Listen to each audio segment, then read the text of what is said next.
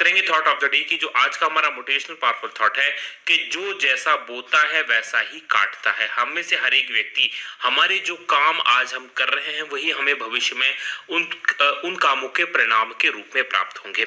अगर आज हम मेहनत से काम कर रहे हैं, लगन से काम कर रहे हैं, ईमानदारी से काम कर रहे हैं, तो यकीन मानिएगा आने वाला समय हमारा उज्जवल होने वाला है, सफल होने वाला है।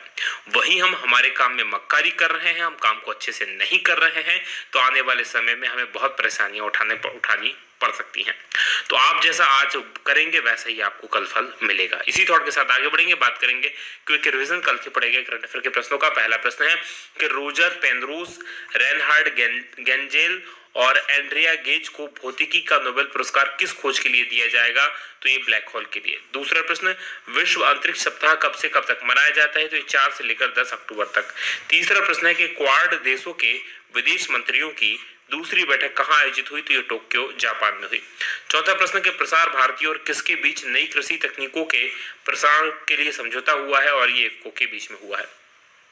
वहीं पांचवा प्रश्न है कि भारत की दूसरी मूल्यवान कंपनी कौन सी बनी है?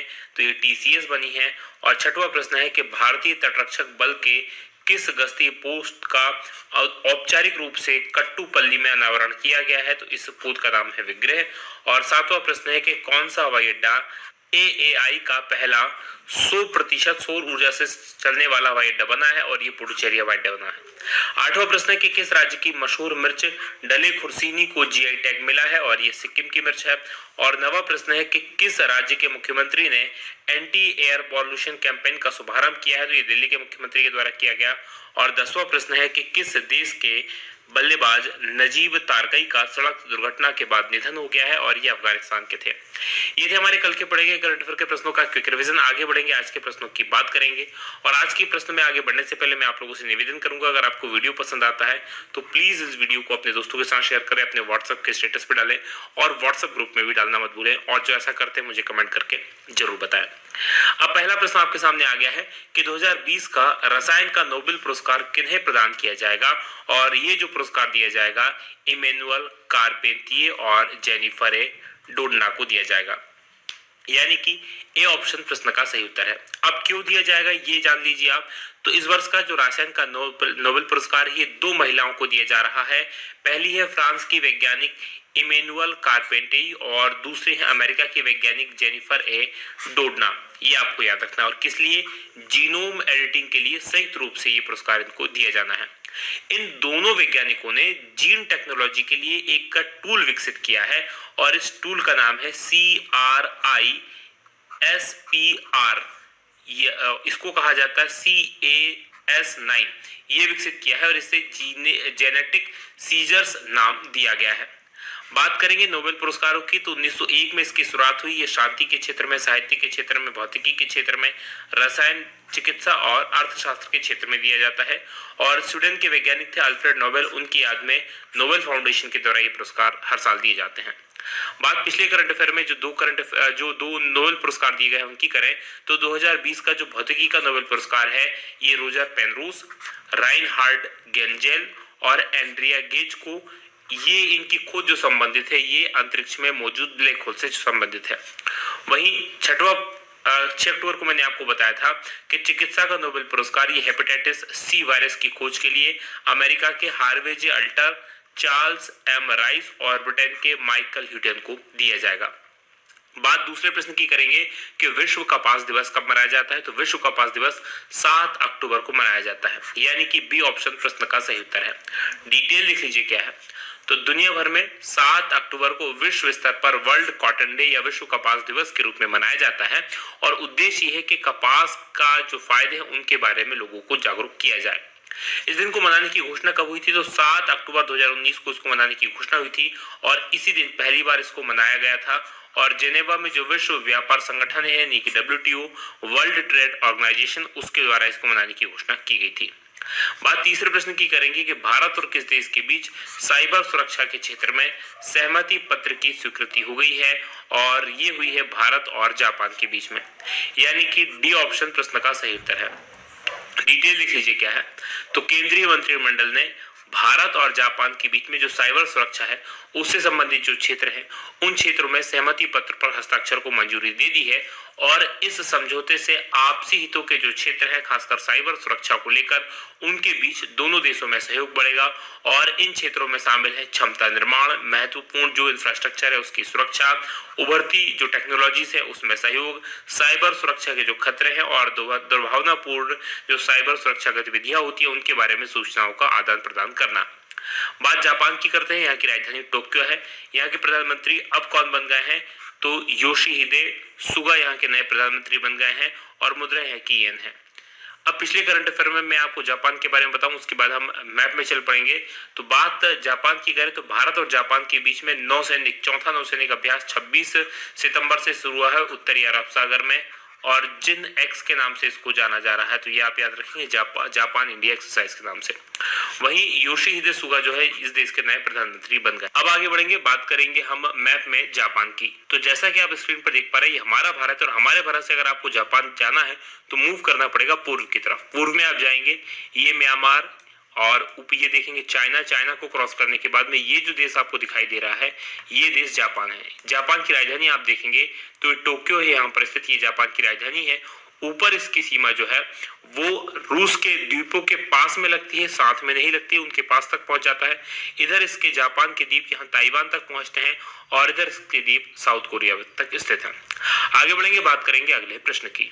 अगला प्रश्न आपके सामने चौथा है कि त्वरित कार्यबल यानी कि RAF इसने कब 28वां स्थापना दिवस मनाया? तो ये सीआरपीएफ का एक कार्यबल है और इसने 7 अक्टूबर को अपना स्थापना दिवस मनाया, 28वां स्थापना दिवस, यानी कि सी ऑप्शन प्रश्न का सही उत्तर है। डिटेल लिख लीजिए क्या है। तो देश के अंदर विशेष रूप से जब दंगे होते हैं, हिंसा की घटनाएं होती हैं, तो कानून व्यवस्था की जो स्थिति रहे वो प्रॉपर बनी रहे, और इसी को ध्यान में रखते हुए जो केंद्रीय रिजर्व पुलिस बल है उस बल के तहत एक विशेष बल के रूप में गठित किया गया है, त्वरित कार्यबल RAF, राइट। और 7 अक्टूबर को इसने अपना 28वां स्थापना दिवस मनाया। आपने नीली वर्दी पहने कई सारे इस प्रकार के जवानों को देखा होगा, ये इसी RAF के जवान हैं। RAF का गठन हुआ था 1992 के दंगों के बाद कानून व्यवस्था की स्थिति लिए।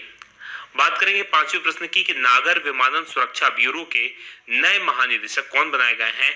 और ये बनाए गए हैं MA गणपति, यानी कि ए ऑप्शन प्रश्न का सही उत्तर है। डिटेल लिख लीजिए क्या है। तो जो केंद्रीय मंत्रिमंडल की एक नियुक्ति समिति है, उस नियुक्ति समिति ने नागर विमानन सुरक्षा ब्यूरो यानी कि BCAS इसके महानिदेशक के पद पर MA गणपति इनकी नियुक्ति का अनुमोदन किया है, और ये 29 फरवरी 2024 को अपनी सेवानिवृत्ति तक, या उससे पहले कोई आदेश आ जाता है तो तब तक इस पद पर बने रहेंगे। ये पद अगस्त में खाली हुआ था, और ये तब खाली हुआ था जब राकेश अस्थाना, ये सीबीआई के मामले में काफी चर्चा में रहे थे। राकेश अस्थाना, इनको सीमा सुरक्षा बल का महानिदेशक नियुक्त किया गया था।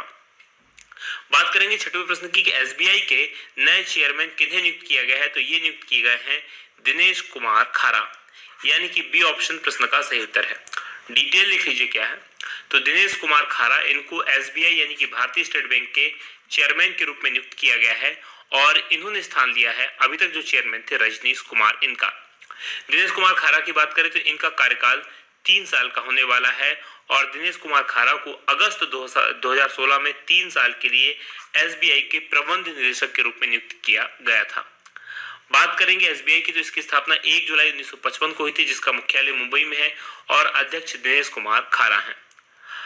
बात पिछले कुछ और नियुक्ति की करें तो 6 अक्टूबर को बताया था कि एसबीआई ने ही चरणजीत अत्रा को अपना नया सीएफओ नियुक्त किया है।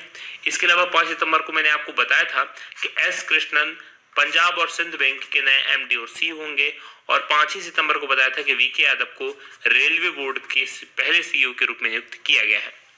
इसके अलावा अश्विनी भाटिया को एसबीआई लिमिटेड के प्रबंध निदेशक यानी एमडी के रूप में नियुक्त किया गया है। बात 7वें प्रश्न की होगी कि भारत का सबसे तेज एआई सुपर कंप्यूटर कौन सा है, और इसका नाम है परम सिद्धि, जो एनवीडिया की सहायता से विकसित किया गया है, यानी कि ए ऑप्शन प्रश्न का सही उत्तर है। डिटेल लिख लीजिए क्या है। तो centre for development of advance computing, यानी कि जिसे हम शीडेक के नाम से जानते हैं, और जिसका मुख्यालय कहां पर है? जिसका मुख्यालय पुणे में है, राइट। इसने सबसे बड़े HPC AI यानी कि हाई परफॉर्मेंस कंप्यूटिंग और आर्टिफिशियल इंटेलिजेंस सुपर कंप्यूटर परम सिद्धि, इसको कमीशन किया है, शामिल किया है, और ये सुपर कंप्यूटर जो होगा साइबर सुरक्षा, शिक्षा, स्वास्थ्य देखभाल, शिक्षा अंतरिक्ष, कृषि और मोटर वाहन, इस प्रकार की चीजों के लिए बड़ा इंपॉर्टेंट होने वाला है। भारत लगभग 70 सुपर कंप्यूटरों का नेटवर्क बनाने के लिए एक राष्ट्रीय कंप्यूटरिंग मिशन को भी लागू करने जा रहा है और जापान का फुगादुकू जो है वर्तमान में वो सबसे तेज सुपर कंप्यूटर है। बात करेंगे 8वें प्रश्न की कि किस राज्य में डिजिटल सेवा सेतु कार्यक्रम शुरू किया गया है, और ये शुरू किया गया है गुजरात में, यानी कि सी ऑप्शन प्रश्न का सही उत्तर है। डिटेल लिख लीजिए क्या है इसकी। तो गुजरात सरकार ने 6 अक्टूबर 2020 को भारत नेट परियोजना, इसी के अंतर्गत जो ग्रामीण क्षेत्रों के लिए डिजिटल सेवा है उसके लिए कार्यक्रम की घोषणा की है और इसके तहत गुजरात के गांवों को 100 एमबीपीएस ऑप्टिकल फाइबर नेटवर्क से जोड़ा जाएगा। और इस कार्यक्रम के तहत नगर नागरिक जो है ग्राम पंचायत स्तर पर 20 प्रकार की लोक सेवा कल्याणकारी योजनाओं को प्राप्त कर सकेंगे और इनका शुल्क लगभग 20 रुपए के आसपास होने वाला है। बात करें जापान की तो मैप में देख लीजिए, यहाँ पर भारत के पश्चिमी हिस्से में जापान है, राजधानी गांधीनगर है, मुख्यमंत्री विजय रूपाणी है, राज्यपाल आचार्य देवव्रत है। लोकसभा की 26 सीटें हैं, राज्यसभा की 11 सीटें और विधानसभा की 182 सीटें। वहीं राष्ट्रीय उद्यानों की बात करें तो गिर फॉरेस्ट नेशनल पार्क है, ब्लैक बक नेशनल पार्क है, बसंतर नेशनल पार्क है और गल्फ कच्छ का मरीन नेशनल पार्क है। वहीं प्रमुख बांधों में उकाई बांध जो कि ताप्ती नदी पर बना हुआ है, धारुई बांध जो कि साबरमती नदी पर बना हुआ है और सरदार सरोवर बांध जो कि नर्मदा नदी पर बना है। बात पिछले करंट अफेयर में गुजरात की करें तो स्वच्छ सुंदर सामुदायिक शौचालय श्रेणी के अंतर्गत गुजरात ने राज्य स्तर पर पहला स्थान प्राप्त किया है। वहीं गुजरात सरकार द्वारा मुख्यमंत्री महिला उत्कर्ष योजना, इसका भी शुभारंभ किया गया था 20 सितंबर को, मैंने आपको बताया था। और राज्य स्टार्टअप रैंकिंग 2019 में सबसे बेहतर प्रदर्शन किया गुजरात ने और गुजरात सरकार ने राज्य की पहली तीसरी धरोहर पर्यटन नीति की घोषणा की है, तो ये आप याद रखेंगे। बात 90 प्रश्न की होगी कि हाल ही में किस बॉलीवुड अभिनेता का निधन हो गया है और इनका नाम था विशाल आनंद, यानी कि डी ऑप्शन प्रश्न का सही उत्तर है। डिटेल लिख लीजिए क्या है। तो दिग्गज बॉलीवुड अभिनेता विशाल आनंद, इनका निधन हो गया और इनका नाम जो असली था वो था भीष्म कोहली, ये आप याद रखेंगे। 1976 के सुपरहिट गाने और फिल्म थी चलते चलते, उससे काफी लोकप्रिय हो गए थे और इन्होंने अपने अभिनय करियर के दौरान करीब 11 हिंदी फिल्मों और हिंदुस्तान की कसम, टैक्सी ड्राइवर, इस प्रकार की फिल्मों में अभिनय किया था। बात पिछले करंट अफेयर की बॉलीवुड से संबंधित जो मृत्यु हुई उनकी करें तो मराठी और हिंदी फिल्मों की मशहूर अभिनेत्री आशालता बाबगांवकर, इनका निधन हो गया है और तमिल निर्देशक जो है बाबू सिवान, इनका भी निधन हो गया है। वहीं मैंने आपको बताया था कि तेलंगाना अभिनेता जयप्रकाश रेड्डी, इनका भी निधन हो गया है। बात 10वें प्रश्न की करेंगे कि T20 में 9000 रन पर पहुंचने वाले पहले भारतीय बल्लेबाज कौन बने हैं, और ये बने हैं विराट कोहली, यानी कि ए ऑप्शन प्रश्न का सही उत्तर है। डिटेल लिख लीजिए क्या है। तो विराट कोहली ये T20 क्रिकेट में 9000 रन अभी तक इन्होंने पूरे कर लिए हैं और ऐसा करने वाले पहले भारतीय बन गए हैं। अभी जो वर्तमान में आईपीएल 2020 की सीरीज चल रही है उसमें रॉयल चैलेंजर्स बेंगलुरु आरसीबी के मैच में दुबई में दिल्ली ये मुकाम हासिल किया था। ये जो है T20 की सर्वकालिक स्कोर सूची में 7वें नंबर पर आ गए हैं और इसमें क्रिस गेल सबसे ऊपर है। बात करेंगे अब कल के सवाल की। कल मैंने आपसे प्रश्न पूछा था कि भारत और किस देश के बीच चौथा नौसैनिक अभ्यास अरब सागर में हुआ है, और जैसा कि आज के करंट अफेयर में मैंने आपको बताया कि जापान है, यानी कि डी ऑप्शन प्रश्न का सही उत्तर है। अब आगे बढ़ेंगे, आज के सवाल की बात करेंगे कि किस देश की एलिसा हेली ने T20 में सर्वाधिक डिसमिसल के महेंद्र सिंह धोनी के रिकॉर्ड को तोड़ दिया है, और ये मुझे कमेंट करके बताइएगा। आपको ये वीडियो कैसा लगा ये भी बताना मत भूलिएगा। आज की बात करेंगे यही समाप्त। आप लोगों का बहुत बहुत धन्यवाद।